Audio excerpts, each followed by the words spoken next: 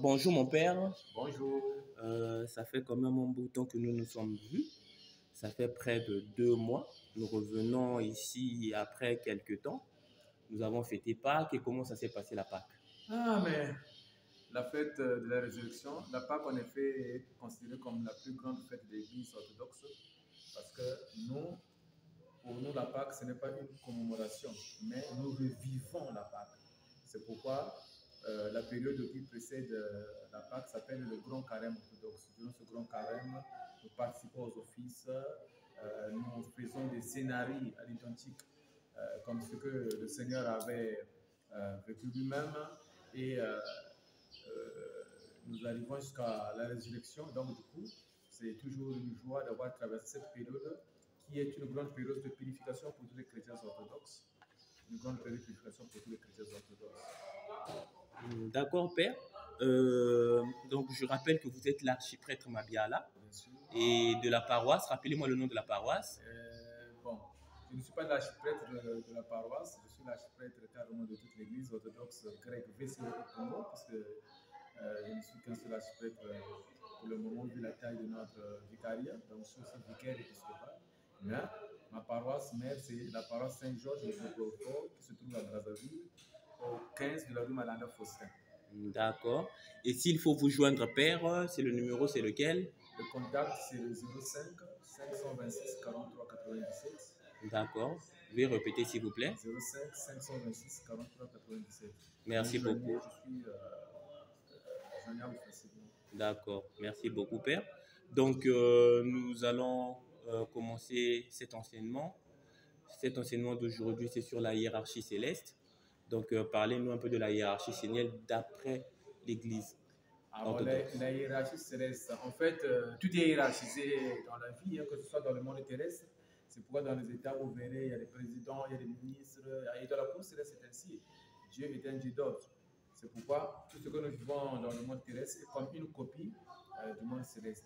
Et quand on parle de la hiérarchie céleste, on ne fait pas allusion aux humains, parce que là-bas dans le monde céleste, il y a des incorporels. C'est-à-dire que les êtres qui sont dans la cour céleste sont des incorporels, notamment qu'on appelle les anges.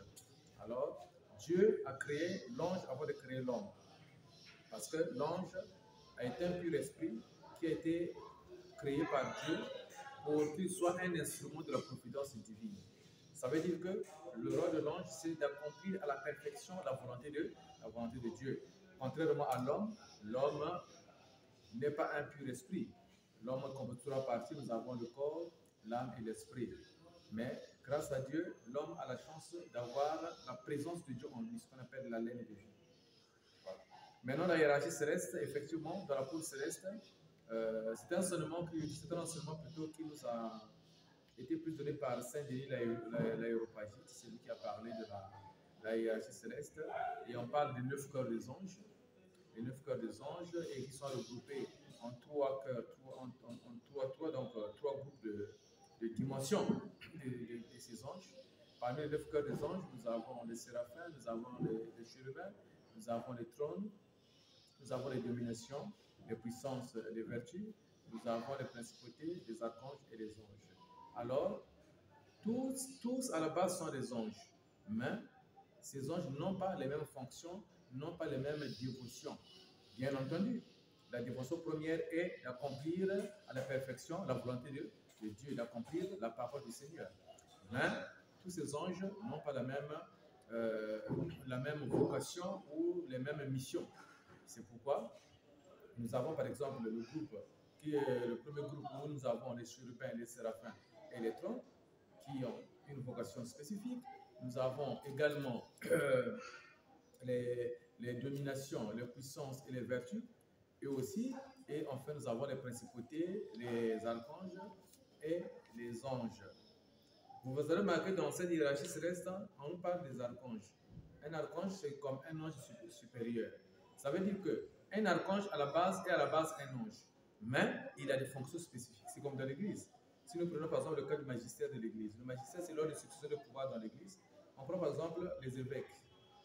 Vous verrez qu'au niveau des évêques dans l'église orthodoxe, nous avons des évêques, c'est la fonction de base ou l'ordre de base, c'est l'évêché, mais Parmi les évêques, nous avons ceux qui sont des métropolites, nous avons ceux qui sont des archevêques de l'Église orthodoxe.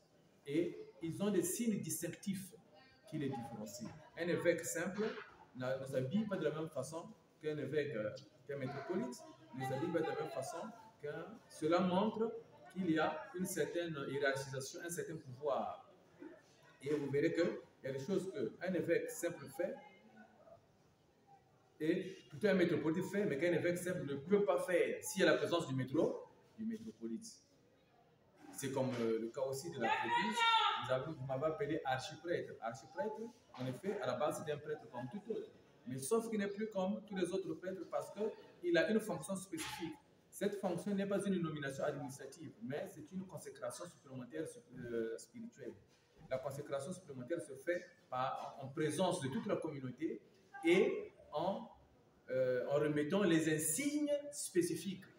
C'est pourquoi vous verrez qu'il y a, quand vous verrez les prêtres qui ont par exemple les plus pogonations, les toiles qu'ils portent, ça veut dire que c'est un prêtre de rang supérieur. Quand un prêtre porte la croix pectorale, bon, la croix pectorale des archiprêtres est distinctive des autres croix. Par exemple, nous avons dans l'église russe, tous les prêtres portent des croix. Mais ces croix-là ne sont pas des croix de l'archiprêtrise. Pourquoi? Parce que la croix de l'archiprêtrise porte une couronne. Et un pontife, malheureusement ici c'est une vieille croix, le pontife n'est pas là.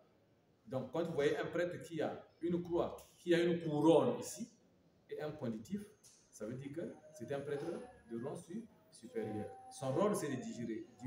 Et les autres, leur rôle c'est de se soumettre et d'obéir. Donc dans la cour céleste c'est la même chose aussi. Les anges, en effet, sont hiérarchisés. Il y a certains qui sont là pour diriger et d'autres qui sont là pour exécuter. D'accord. Mais donc, parlons d'abord du premier groupe.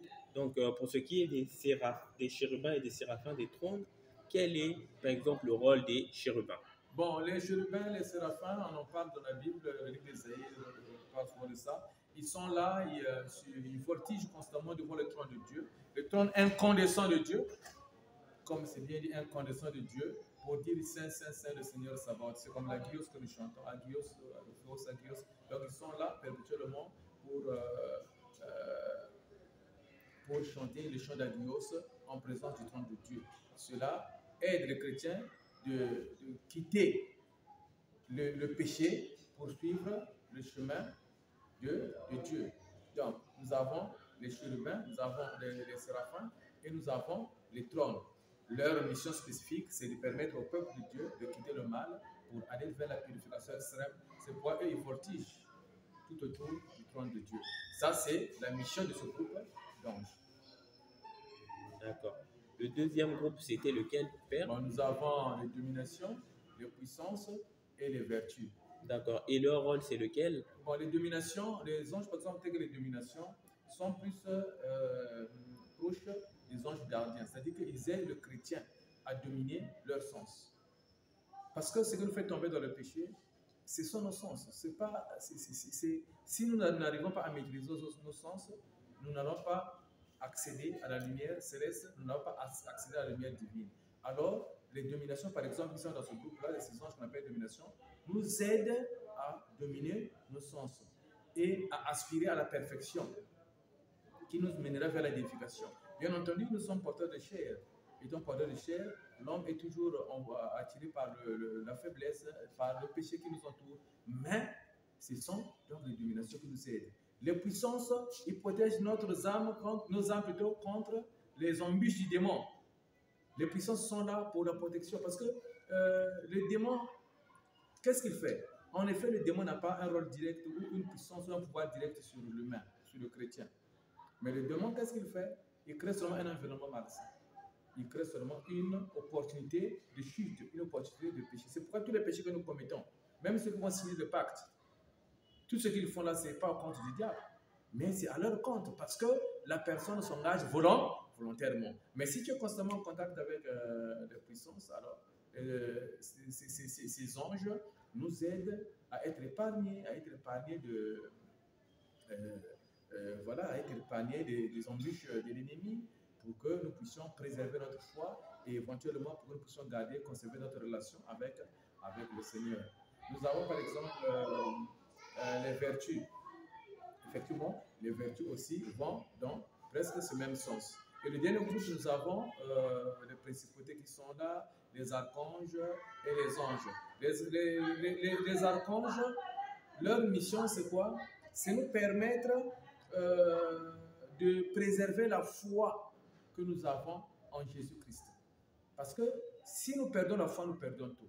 Ça veut dire que si tu perds la foi, tu